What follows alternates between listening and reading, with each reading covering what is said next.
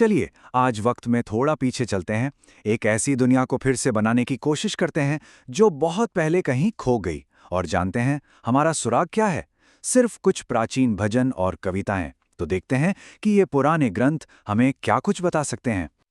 और यही वो बड़ा सवाल है जिसके इर्द गिर्द हमारी आज की पूरी पड़ताल घूमेगी। हम एक तरह से जासूस बनकर इन प्राचीन ग्रंथों का इस्तेमाल करेंगे और ऋग्वैदिक लोगों के जीवन, उनके समाज और उनके विश्वासों के रहस्यों से पर्दा उठाएंगे। तो हमारी इस खोज का जरिया क्या है? वो हैं वेद, जिन्हें भारत के सबसे पुराने ग्रंथ माना जाता है। ये सिर्फ किताबें नहीं हैं, समझिए कि ये एक पूरी सभ्यता में झांकने की एक खिड़की है। वेद शब्द संस्कृत की विद धातु से निकला है, जिसका सीधा सा मतलब है जानना। तो नाम से ही जाहिर है ये ग्रंथ ज्ञान का एक ऐसा खजाना है जो हमें एक बहुत ही प्राचीन दुनिया की झलक दिखाते हैं। वेदों को कोई मामूली ग्रंथ नहीं समझा जाता। इन्हें अपौरुषेय माना जाता है, मतलब कि इन्हें किसी इंसान ने नहीं बनाया। और नित्य भी, यानी ये हमेशा से हैं, अनंत काल से। सदियों तक तो इन्हें लिखा भी नहीं गया था, बल्कि गुरुओं से शिष्यों तक एक बेहद सटीक मौखिक परंपरा के जरिए ये ज्ञान आगे बढ़ता रहा। अब इतिहासकार जो हैं वो वैदिक काल को दो मुख्य हिस्सों में देखते हैं। हमारा ध्यान आज रहेगा प्रारंभिक वैदिक काल पर, यानी 1500 से 1000 ईसा पूर्व के बीच का समय। यही वो दौर है जब ऋग्वेद की रचना हुई थी, और यही हमें उस दुनिया की सबसे साफ तस्वीर देता है। तो सवाल यह है कि इन शक्तिशाली भजनों को रचा किसने? और यहीं से शुरू होती है इतिहास की सबसे बड़ी और दिलचस्प बहसों में से एक, ऋग्वैदिक लोगों की असली पहचान और उनकी उत्पत्ति। देखिए, इस सवाल का कोई एक सीधा साधा जवाब नहीं है। मैक्स मूलर जैसे विद्वानों का मानना था कि वे मध्य एशिया से आए थे, तो वहीं बाल गंगाधर तिलक का सिद्धांत था कि वे आर्कटिक से आए थे। दयानंद सरस्वती ने तिब्बत की ओर इशारा किया, और आज के दौर के कई विद्वान ये तर्क देते हैं कि वे भारत के ही मूल निवासी थे।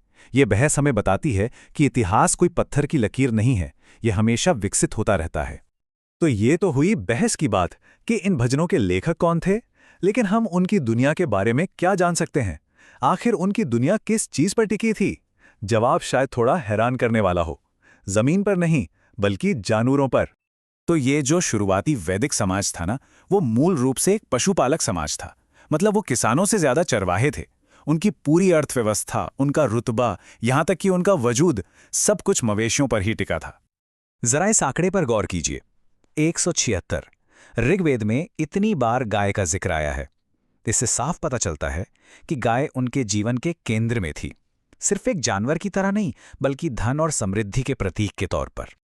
और फिर आता है घोड़ा, जिसका जिक्र है 215 बार। ये रफ्तार, ताकत और जंग में जीत का प्रतीक था। तो अगर गाय धन थी, तो घोड़ा शक्ति थी। सिर्फ इन दो नंबरों से ही हमें उनकी प्राथमिकताओं का अंदाजा लग जाता है। मतलब अमीरी का सीधा सीधा नाता मवेशियों से था।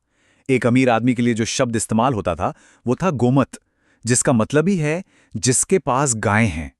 इससे ज्यादा साफ और क्या हो सकता है कि उनका समाज मवेशियों को कितनी अहमियत देता था। तो ये पशुपालक समाज खुद पर शासन कैसे करता था? उनकी राजनीतिक व्यवस्था कैसी थी? चलिए देखते हैं। उनकी बनावट समझिए नीचे से ऊपर की तरफ थी। सबसे छोटी इकाई थी कुल, यानी परिवार। कई परिवार मिलकर बनाते थे एक ग्राम, कई ग्राम मिलकर बनाते थे एक विश यानी कबीला, और कई कबीले मिलकर बनाते थे जन यानी जनजाति, जो उनकी सबसे बड़ी राजनीतिक इकाई थी, जिसका मुखिया होता था एक राजन या राजा। लेकिन ऐसा नहीं था कि राजा जो चाहे वो कर सकता था। उसकी ताकत पर लगाम लगाने के लिए दो बहुत जरूरी संस्थाएं थी, सभा और समिति। सभा शायद बड़े बुजुर्गों और खास लोगों की एक छोटी परिषद थी, जबकि समिति एक बड़ी सभा थी जिसमें कबीले के आम लोग भी शामिल होते थे। यही दोनों मिलकर राजा को चुनने और उसकी शक्ति को काबू में रखने का काम करते थे। हाँ, एक और बात ये जानना जरूरी है कि उस दौर में वर्ण व्यवस्था का एक शुरुआती रूप तो था, पर वो बाद के समय जैसा कठोर नहीं था। सामाजिक हैसियत जन्म से नहीं, बल्कि पेशे से तय होती थी, जिससे समाज में थोड़ी बहुत फ्लेक्सिबिलिटी बनी रहती थी। चलिए अब इस पहेली के आखिरी हिस्से को जोड़ते हैं, ऋग्वैदिक लोगों के विश्वास। वे इस दुनिया को किस नज़र से देखते थे और वे पूजा किसकी करते थे? उनका धर्म कोई अलग थलग चीज नहीं थी, बल्कि उनकी जिंदगी और उनके आसपास की दुनिया से ही निकला था। वे प्रकृति की ताकतों की पूजा करते थे, सूरज, तूफान, आग, सुबह और उन्हें शक्तिशाली देवी देवताओं का रूप देते थे।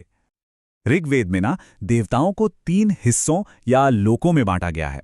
कुछ देवता पृथ्वी के हैं जैसे अग्नि और सोम, कुछ वायुमंडल के हैं जैसे इंद्र और वायु, और कुछ आकाश के हैं जैसे सूर्य और वरुण। ये वर्गीकरण दिखाता है कि वो अपने ब्रह्मांड को कितने व्यवस्थित तरीके से देखते थे। लेकिन इन सभी देवताओं में 2 का दर्जा सबसे ऊंचा था। सबसे महत्वपूर्ण थे इंद्र, युद्ध और बारिश के देवता, जिन्हें पुरंदर भी कहा जाता था, यानी किलों को तोड़ने वाला। और दूसरे नंबर पर थे अग्नि, आग के देवता, जो इंसानों और देवताओं के बीच एक मध्यस्थ का काम करते थे, जिनके जरिए यज्ञ की आहुतियां स्वर तक पहुंचती थीं।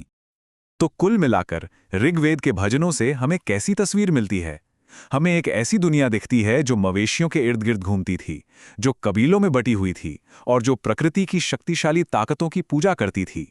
ये एक ऐसी दुनिया थी जिसके ज्ञान को सदियों तक सिर्फ बोलकर, सुनकर और याद रखकर जिंदा रखा गया। और यहीं पर आकर हम एक बहुत ही दिलचस्प सवाल पर रुकते हैं।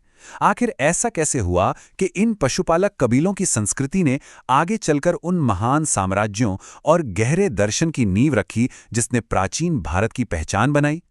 ये एक ऐसा सवाल है जो हमें इतिहास के लंबे और निरंतर सफर के बारे में सोचने पर मजबूर कर देता है।